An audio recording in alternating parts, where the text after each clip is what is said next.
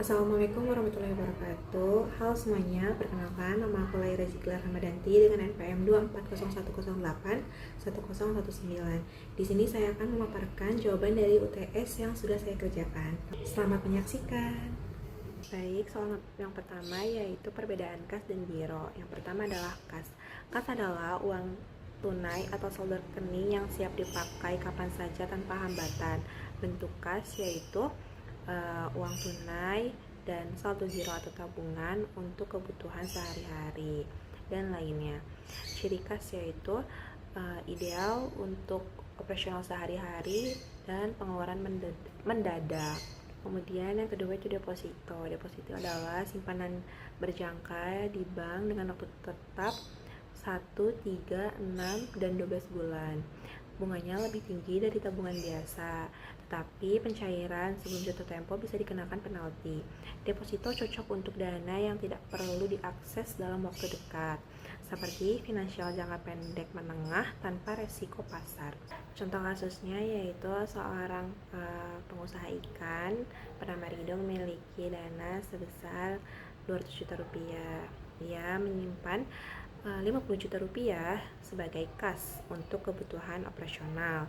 Sisanya sebesar 150 juta dimasukkan ke deposito selama 3 bulan karena tidak akan digunakan dalam waktu dekat.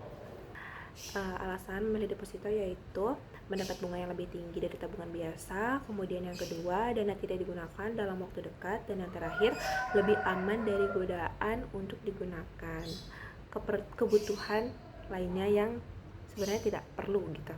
Soal yang kedua itu perbandingan tabungan dan giro. Yang pertama adalah tabungan. Tabungan adalah simpanan yang biasanya digunakan untuk kebutuhan sehari-hari dan bisa ditarik kapan aja. Biasanya menggunakan ATM dan mobile banking. Perbandingannya yaitu Dinda adalah seorang penjual thrift shop online. Ia menggunakan tabungan untuk menerima transfer dari pembeli Shopee ataupun Instagram. Sedangkan temannya yang mempunyai usaha konveksi kecil yaitu Riko menggunakan giro untuk bayar bahan kain ke supplier dengan bilet giro. Baik, untuk soal selanjutnya yang ketiga yaitu clearing dan kredit. Yang pertama adalah clearing. Clearing adalah proses penyelesaian transaksi antar bank, biasanya untuk cek atau transfer antar bank yang tidak langsung. Kemudian yang kedua adalah kredit. Kredit adalah pemberian pinjaman dari bank kepada nasabah yang harus dikembalikan dengan bunga. Proses clearing yaitu yang pertama, nasabah menerima cek dari bank lain. Yang kedua yaitu cek diserahkan kepada bank penerima. Yang ketiga yaitu bank mengajukan ke lembaga clearing. Yang keempat yaitu dilakukan proses verifikasi. Dan yang terakhir dana masuk ke rekening nasabah. Contoh clearing yaitu seorang mahasiswa bernama Andi memenangkan lomba fotografi dan memenangkan hadiah sebesar 7 juta rupiah dalam bentuk cek dari bank berbeda. Ia setor ke bank miliknya, tetapi uang baru masuk setelah 2 hari karena harus melewati proses clearing antar bank. Berbeda dengan temannya yang melakukan kredit laptop ke bank, di mana uang yang diberikan oleh bank dan harus dicicil. Selanjutnya yang keempat yaitu inkaso. Inkaso adalah salah satu layanan jasa perbankan dengan melibatkan pihak ketiga dalam penagihan warkat atau surat berharga yang telah ditentukan atas risiko tagihan. Selanjutnya ada mekanisme inkaso. Yang pertama itu pengajuan. Nasabah menyerahkan warkat, cek atau giro ke bank untuk ditagihkan. Yang kedua yaitu pengirim.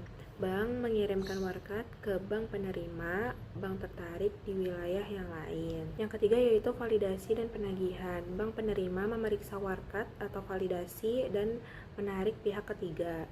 Yang keempat itu penyelesaian. Jika dana cukup, bank penerima mentransfer dana ke bank pemerkasa untuk dikreditkan ke rekening nasabah. Yang kelima yaitu pencatatan. Selama proses, bank membukukan transaksi dalam rekening administratif atau kontingensi hingga dana efektif.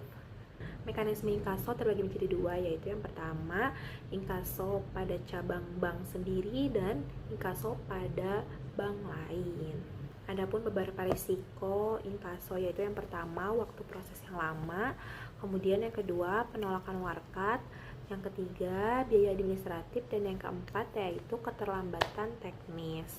Contohnya yaitu seorang penjual ikan hias di Bandar Lampung ingin mengirim ikan hias ke pembeli di Surabaya dan pembayarannya lewat inkaso melalui bank.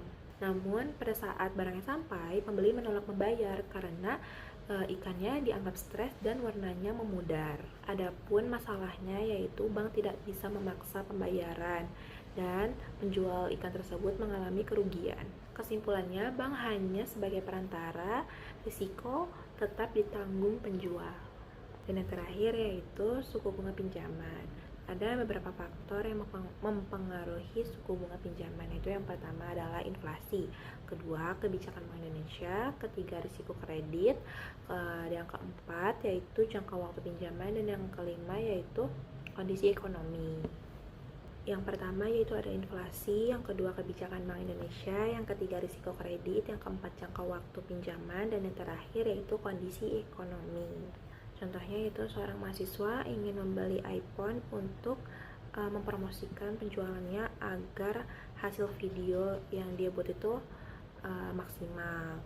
Saat bunga 6%, dia mengambil cicilan tersebut karena masih masuk dalam budget mahasiswi tersebut. Kemudian ketika pas suku bunga naik jadi 11%, dia batal karena memilih menabung dulu. Selanjutnya yaitu contoh soal jenis-jenis suku bunga. Yang pertama yaitu bunga tetap. Seorang barista membuka kopi booth dan meminjam uang sebesar 18 juta rupiah dengan bunga tetap 9% per tahun selama 2 tahun. Namun, ia melunasi pinjaman pada bulan ke-18. Ditanyakan berapa total bunga yang harus dibayar sampai pelunasan. Bunga per tahun 9% dikali 18 juta rupiah sama dengan 1.620.000 rupiah. Karena bunga tetap tidak berubah tiap tahun. Lama pinjaman yang dipakai yaitu 18 bulan atau sama dengan 1,5 tahun. Total bunga yaitu 1.620.000 dikali 1,5 sama dengan 2.430.000 rupiah. Jadi kesimpulannya, walaupun dilunasi lebih cepat, bunga tetap dihitung proporsionalnya terhadap waktu. Yang kedua yaitu bunga mengambang atau floating rate. Seorang mahasiswa mengambil pinjaman sebesar 10 juta rupiah selama 2 tahun dengan suku bunga di tahun pertama sebesar 8% dan di tahun kedua sebesar 13%. Ditanyakan berapa total bunga yang dibayar selama 2 tahun. Tahun pertama 8% dikali 10 juta rupiah sama dengan 800.000 rupiah. Tahun kedua 13% dikali 10 juta rupiah sama dengan 1.300.000 rupiah. Total bunga yaitu 800.000 rupiah ditambah 1.300.000 rupiah sama dengan 2.100.000 rupiah. Kesimpulannya, pada bunga floating, total bunga tergantung perubahan suku bunga pasar. Yang ketiga yaitu bunga flat. Seorang penjual makanan online meminjam uang sebesar 12 juta rupiah dengan bunga flat 15% per tahun selama 10 bulan. Ditanyakan berapa total bunga dan cicilan per bulan. Penyelesaiannya, total bunga sama dengan 15% dikali 12 juta rupiah dikali 10 dibagi 12. 12 di sini adalah 12 dalam jumlah 1 tahun. Kemudian selanjutnya kita desimalkan sama dengan 0,15 dikali 12 juta rupiah dikali 0,833. Hasilnya adalah 1.499.400 rupiah. Total pembayaran yaitu 12 juta rupiah ditambah 1.499.400 rupiah. Jadi sama dengan 13.499.400 rupiah. Cicilan per bulannya yaitu 13.499.400 rupiah dibagi 10. Hasilnya yaitu 1.349.940. Jadi kesimpulannya, bunga flat selalu dihitung dari pokok awal, jadi tidak berubah walaupun sisa pinjaman berkurang. Yang terakhir yaitu bunga efektif. Seorang freelancer meminjam 9 juta rupiah selama 6 bulan dengan bunga efektif 12% per tahun. Ditanyakan, hitung bunga bulan ke-1 dan bulan ke-3. Langkah penyelesaiannya yaitu, langkah pertama, hitung pokok per bulan. Sama dengan 9 juta rupiah dibagi 6, hasilnya 1.500.000 rupiah. Langkah kedua, bunga per bulan. 12% dibagi 12 bulan sama dengan 1% per bulan. Bulan ke-1, bunga sama dengan 1% dikali 9 juta rupiah, hasilnya 90 ribu rupiah. Sisa pinjaman yaitu 9 juta dikurangi 1.500.000 rupiah sama dengan 7.500.000 rupiah.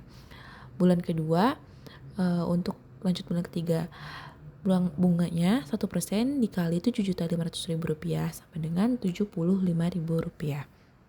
Sisa pinjamannya yaitu 7.500.000 rupiah dikurangi 1.500.000 rupiah sama dengan 6 juta rupiah. Lalu bulan ketiga yaitu bunganya 1% dikali 6 juta rupiah sama dengan 60.000 rupiah. Kesimpulannya, bunga efektif semakin kecil tiap bulan karena dihitung dari sisa pinjaman. Sekian pemaparan materi dari saya. Mohon maaf jika masih ada kurang atau salah. Sekian, wassalamualaikum warahmatullahi wabarakatuh.